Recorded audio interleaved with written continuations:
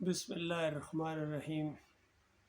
دیکھیے، عمران خان صاحب عقیدے کے لحاظ سے، ایمان کے لحاظ سے تو کمزور تھے ہی، لیکن میں سمجھتا تھا کہ دنیاوی لحاظ سے، سیاسی لحاظ سے بہت مضبوط آدمی ہے۔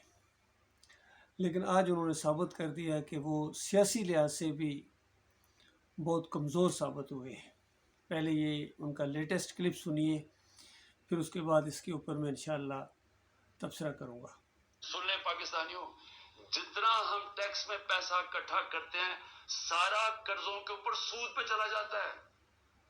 ملک پھر قرضوں پہ چل رہا ہے، اب ریکارڈ قرضہ لے رہے ہیں ہم، سود ادھر پہنچ گیا ہے قرضوں کے اوپر کہ سارا ہی ہمارا ٹیکس کا پیسہ اب سود میں چلا جائے گا۔ تو میں یہ سوچنے کی کوشش کر رہا ہوں کہ کیا یہ جو لوگ یہ فیصلے کر رہے ہیں کہ عمران خان کو باہر رکھو، کیا ان کو نہیں نظر آ رہا کہ پاکستان ڈوب رہا ہے؟ کیا ان کو نہیں نظر؟ پہلے میں اس بات کا جواب دیتا ہوں، اور اگلی بات اس سے بھی زیادہ ان کی کمزوری کی علامت ہے، اس پر بھی تبصرہ کروں گا۔ پہلی بات تو یہ ہے، حضرت صاحب آپ تو بڑے دیندار سمجھے جاتے ہیں، اور دیندار اپنے آپ کو پیش کرتے ہیں اپنے آپ کو، اور کلمے کا مطلب پوری قوم کو سمجھا رہے تھے۔ تو آپ کو نہیں پتہ کہ سود اللہ اور اللہ کے رسول سے جنگ ہے؟ تو اللہ اور اللہ کے رسول سے جب آپ حالت جنگ میں ہیں تو تمہیں کیسے عزت ملے گی، تمہیں کیسے کامیابی ملے گی؟ کیا آپ اتنے بڑے لیڈر ہو کہ آپ یہ نہیں کہہ سکتے کہ یہ سود ہم نہیں دیتے ہیں؟ سود لینا بھی حرام ہے، سود دینا بھی حرام ہے۔ جن لوگوں نے آپ کو قرضے دیے ہیں، یہ ان کے دین کے اندر، اگر ویسے تھوڑا سا تنقید ان کے اوپر کریں تو وہ ان کے دین کے اندر بھی حرام ہے، لیکن چلو وہ لیتے ہیں۔ لیکن آپ ان کی آنکھوں میں آنکھیں ڈال کے کہیں کہ ہم صرف آپ کو اوریجنل پیسے دیں گے، اور باقی جتنے اس کے اوپر سود در سود ہے وہ بالکل ہم نہیں دیں گے، کیونکہ ہمارے مالک اور خالق کا حکم ہے، ہمارے اور تمہارے رب کا یہ حکم ہے، ہمارے اور تمہارے باس کا یہ حکم ہے۔ اللہ تعالیٰ جو صحیح معنوں میں انسانیت کا مالک ہے، خالق ہے، بادشاہ ہے، اور دنیا کا قاعدہ یہ ہے کہ جب بڑے کا حکم آتا ہے تو چھوٹے کا حکم کینسل ہو جاتا ہے۔ تو ان کو اس معاملے میں بالکل آنکھوں میں آنکھیں ڈال کے فیصلہ کیا جائے، اور اللہ تعالیٰ سے ڈرتے ہوئے۔ یہ کون سی خوبی آپ بیان کر رہے ہیں کہ پوری ہمارے جتنے ٹیکس ہیں سارے عوام کے خون پسینے کی کمائی کو گٹھا پہلے کرتے ہو، اوورسیز کے پیسے بھی لیتے ہو، اور وہ سارا کا سارا اللہ اور اللہ کے رسول کے خلاف جنگ میں لگا رہے ہو، اور کہتے ہو کہ پاکستان میں امن آ جائے گا۔ سوچو کہاں کھڑے ہو۔ اور یہی میں نے اپنے کتنے کلپس میں کہا تھا، یہ آپ کا قرضہ چٹکیوں میں حل ہو جائے گا۔ آپ کے اندر تھوڑی سی سٹینڈ کرنے کی مت ہو، بات کرنے کا سلیقہ ہو آپ کے اندر، تھوڑا سا دین اپنے اندر لائیں، ایمان، اصلی ایمان لائیں۔ آدھے خداؤں کا انکار کرنا اور کچھ خداؤں کی پوجا کرنا یہ کوئی انسانیت نہیں ہے، مسلمان ہونا تو بڑے دور کی بات ہے۔ اس کے بعد سنیے ذرا آگے حضرت صاحب کیا فرما رہے ہیں۔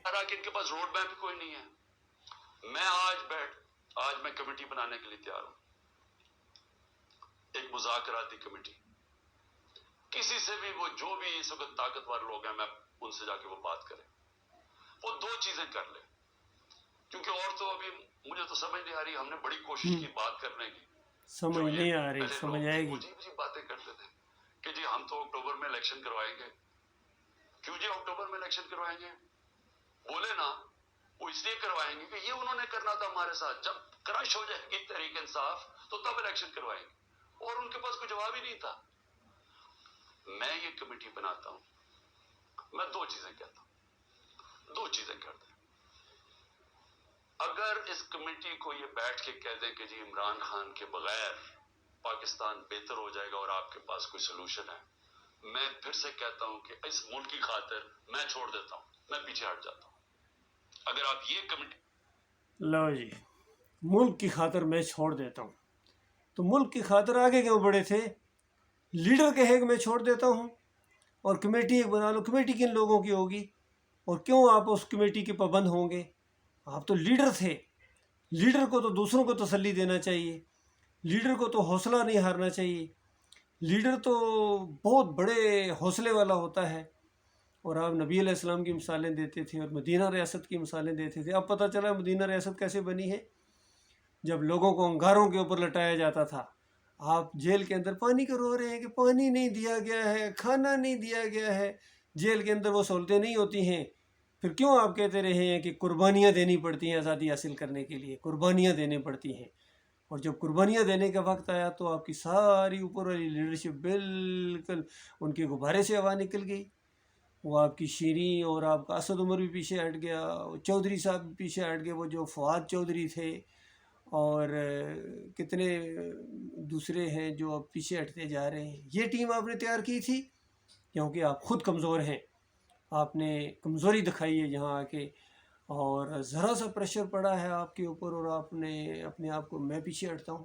لیڈر کبھی پیچھے نہیں ہٹتا ہے، وہ آگے بڑھتا ہے، وہ جان تو دے سکتا ہے لیکن وہ پیچھے نہیں ہٹتا ہے. اور پھر آپ ان کو کہہ رہے ہیں کہ ان کے پاس کوئی روڈ میپ نہیں. روڈ میپ آپ کے پاس کون سا ہے؟ آپ کو جو حکومت ملی تھی کون سا کیا کیا آپ نے؟ کچھ بھی نہیں کیا. مزاروں کے سامنے سجدے کیے ہیں اور عرس اور میلے کیے ہیں، سمجھ لیجیے یا علی مدد کے پٹے یہاں بنوائے ہیں، اور کتنے فیصلے آپ سمجھتے تھے کہ آپ کی اس کے خلاف ہو رہے ہیں، آپ کے پاس طاقت نہیں ہے، اختیارات نہیں ہیں، تو ضروری تھا وہاں سیٹ کے اوپر بیٹھنا جب اختیارات نہیں ہیں. تو یہ معاملہ ہے. باقی اسٹیبلشمنٹ سارا معاملات جس طریقے سے بھی وہ کر رہے ہیں معاملات، وہ ظاہری بات ہے روڈ میپ ان کے پاس بھی نہیں ہے، چونکہ دین سے دوری ہے، ایمان کا خاتمہ ہے یہاں. اور یہ اللہ کے مقابلے میں کس طرح آئیں گے؟ سارے اللہ کے خلاف حالت جنگ میں ہو تو ظاہری بات ہے پوری دنیا کی تم فوجیں اکٹھی کر لو، پوری دنیا کی اسٹیبلشمنٹ اکٹھی کر لے، اللہ کے ساتھ جنگ کر کے جیت نہیں سکتے ہو. اور یہ آپ کے اوپر جو بھی چیزیں آئی ہیں یہ اللہ کا عذاب ہے تمہارے اوپر. کہتے ہیں آزمائش آتی ہے، بڑی بڑی آزمائش آتی ہے. مشرکوں کے اوپر اللہ آزمائش لائے گا، شرک کرنے والوں کے اوپر، مزاروں کے سامنے سجدے کرنے کے اوپر. جمہوریت بذات خود ایک مشرکانہ اور طاغوتی نظام ہے، اس کی حمایت کرنے کے اوپر. اور بار بار آپ یہ کہتے ہوئے کیسے عجیب لگتے ہیں، جمہوریت میں تو ایسے نہیں ہوتا. جمہوریت میں کبھی ہوا ہے؟ جمہوریت میں، اور جمہوریت میں ہی سب کچھ ہوتا ہے. یہی جمہوریت ہے، یہی جمہوریت کا حسن ہے. اور یہ بات زرداری کو بھی معلوم تھی لیکن آپ کو نہیں معلوم ہے. جب نواز شریف نے اس کو طعنہ دیا تھا کہ وہ مری میں جو ہمارا ایگریمنٹ ہوا تھا آپ اس سے پھسل رہے ہیں، آپ اس سے خلاف ورزی کر رہے ہیں، تو اس نے آگے سے کیا جواب دیا تھا؟ اس نے کہا کہ قرآن و حدیث ہے، یہ جمہوریت ہے، یہ سیاست ہے.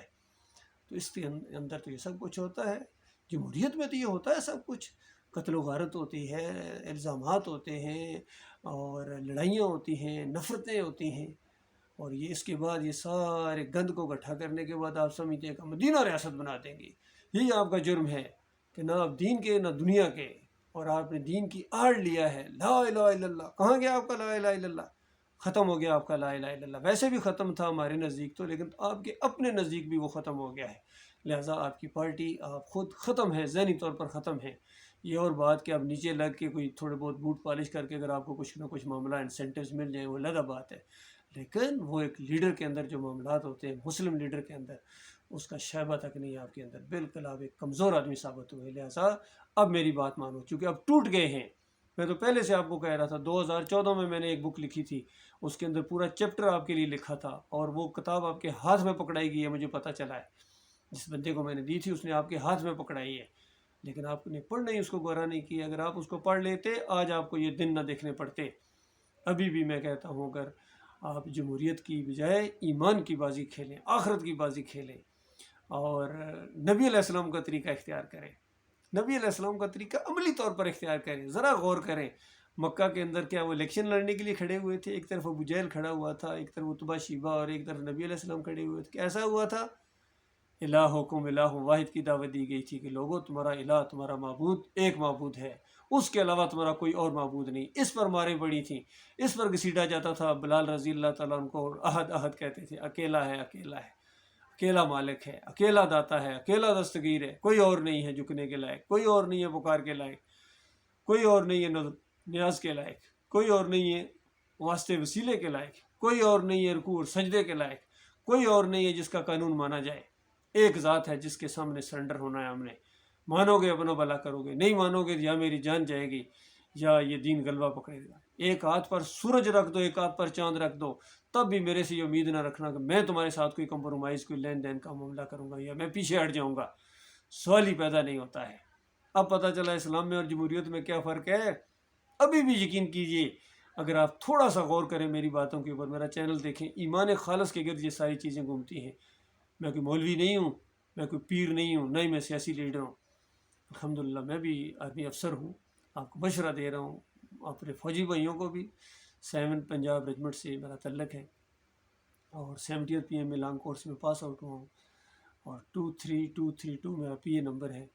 اور آج سے 37 سال پہلے میں نے یہی بات اپنی فوج میں جب یہ بات کہی تھی کہ دیکھو تمہارا اینڈ بہت برا ہونے والا ہے، پاکستان اس طرح نہیں چل سکتا جس طرح آپ لوگ چلا رہے ہو، اور آپ لوگوں کا یہ ذہن ہے، پہلے شرک سے توبہ کرو، توحید کی طرف آؤ، ایمان کی طرف آؤ۔ تو اس وقت میری بات نہیں مانی گی، ورنہ آج دنیا کا نقشہ تبدیل ہوتا۔ اس سے بڑی کیا سیاست ہے کہ پوری دنیا کا نقشہ تبدیل ہو جائے گا اس ایمان کی برکت سے، ایمان کے زور سے، ایمان کی طاقت سے۔ اور یہ نہیں ہے کہ اس طرح تجربہ کرو، تجربہ کرنے والا معاملہ نہیں ہے، یہ حقیقت ہے۔ اس کو مانو گے دنیا اور آخرت میں ذلت سے بچو گے، اور نہیں مانو گے تو دنیا اور آخرت کی ذلت بالکل طے ہے، جہنم منہ کھولے تمہارا انتظار کر رہی ہے۔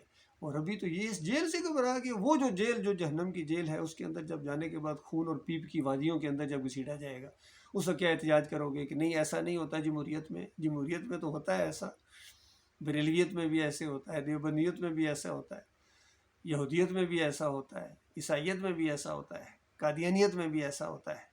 وہاں فرشتے گھسیٹیں گے اور چوٹیں ماریں گے کہ حضرت صاحب آپ تو بڑے لیڈر تھے، آپ تو آگے چلنے والے تھے۔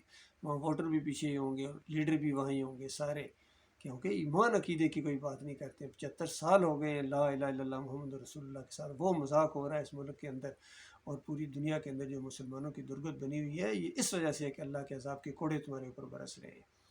اللہ تعالیٰ غور و فکر کرنے کی توفیق عطا فرمائے۔ ابھی بھی یقین کیجئے، اگر آپ اپنی سمت درست کر لو میرے بھائیوں، تو یقین کیجئے اللہ کی روٹھی رحمت پھر تمہاری طرف متوجہ ہو جائے گی، اور کوئی دنیا کی طاقت تمہارا مقابلہ نہیں کر سکے گی۔ یقین کیجئے، میں حقیقت آپ کو بتا رہا ہوں، آپ کے قرضے چٹکیوں میں حل ہو جائیں گے، آپ کی یہ نفرتیں ختم ہو جائیں گی، اور آپ کی دنیا بھی ایسے اللہ تعالیٰ ایسے انتظامات کرے گا۔ مالک فرماتا ہے وَلَوْ أَنَّ أَهْلَ الْقُرَىٰ آمَنُوا وَاتَّقَوْا لَفَتَحْنَا عَلَيْهِمْ بَرَكَاتٍ مِّنَ السَّمَاءِ وَالْأَرْضِ۔ یہ عام طور پر پوچھتے ہیں کہاں آپ کیا اکانومسٹ ہیں، آپ کے پاس روڈ میپ ہے، آپ کے پاس کیا وہ کوئی فارمولہ ہے؟ اللہ کی کتاب سے آگے بھی کوئی چیز ہے تو پھر مجھے بتاؤ۔ اللہ کی کتاب کہتی ہے اگر یہ بستیوں والے ایمان لائیں اور میرے سے ڈر کر زندگی بسر کریں، یعنی شرک چھوڑیں، ایمان خالص اختیار کریں اور پھر اللہ سے ڈریں، لَفَتَحْنَا عَلَيْهِمْ بَرَكَاتٍ مِّنَ السَّمَاءِ وَالْأَرْضِ، میں زمین اور آسمان کی برکتوں کے پرنالے کھول دیتا ان کے اوپر۔ بتاؤ کہ یہ جھوٹا وعدہ ہے؟ سچا وعدہ ہے۔ کہیں فرمایا وَأَنْتُمُ الْأَعْلَوْنَ إِن كُنتُم مُؤْمِنِينَ، اگر تم مومن بن جاؤ تمہارا سر بلند ہوگا، تمہیں عزت کے ساتھ اقتدار ملے گا، خلافت ملے گی، بادشاہت ملے گی۔ لیکن تم اللہ کے بندے تو بنو، تم تو بندوں کے بندوں ہو، اولیاء اللہ کے بندوں، قبروں کے بندوں، مزاروں کے بندوں، فوج کے بندوں اور جمہوریت کے بندوں۔ تم اللہ کے بندے کیسے بن سکتے ہو؟ وہ صحابہ کرام تھے، وہ تابعین تھے، وہ تبع تابعین تھے، ان کو اللہ تعالیٰ نے عزت دی تھی ایمان کی وجہ سے، اور آج عربوں کو بھی ذلیل و خوار کر دیا گیا ایمان میں خرابی کی وجہ سے، شرک کی وجہ سے۔ یہودیوں کے سامنے دست بستہ غلام کی تھی کسی طرح۔ میں یہاں گلف میں ہوتا ہوں، مجھے پتہ ہے کس طرح ان کی کوئی ویلیو نہیں ہے، یقین کیجیے، دست بستہ غلام ہیں، بس کھاتے پیتے یشیاں کرتے ہیں، کوئی ان کو نہ اپنی آخرت کی فکر ہے، نہ اللہ کا، نہ ایمان کا معاملہ ہے۔ سب سے بڑے اللہ کے دین کے غدار یہ ہیں۔ اللہ تعالیٰ ان کو بھی سمجھ دے، اللہ تعالیٰ ہمارے ملک کو بھی، ہماری سرحدوں کی مالک حفاظت کرے۔ اندازہ لگائیے گائے کا پیشاب پینے والا للکار رہا ہے آپ کو، اور آپ کو ذرا ہوش نہیں ہے کشمیر کے اندر کیا ہو رہا ہے، فلسطین میں کیا ہو رہا ہے۔ سب مسئلے حل ہو جائیں گے، یقین کیجیے، آپ اللہ کے بندے بن جائیں، شرک چھوڑیں، توبہ کریں شرک سے۔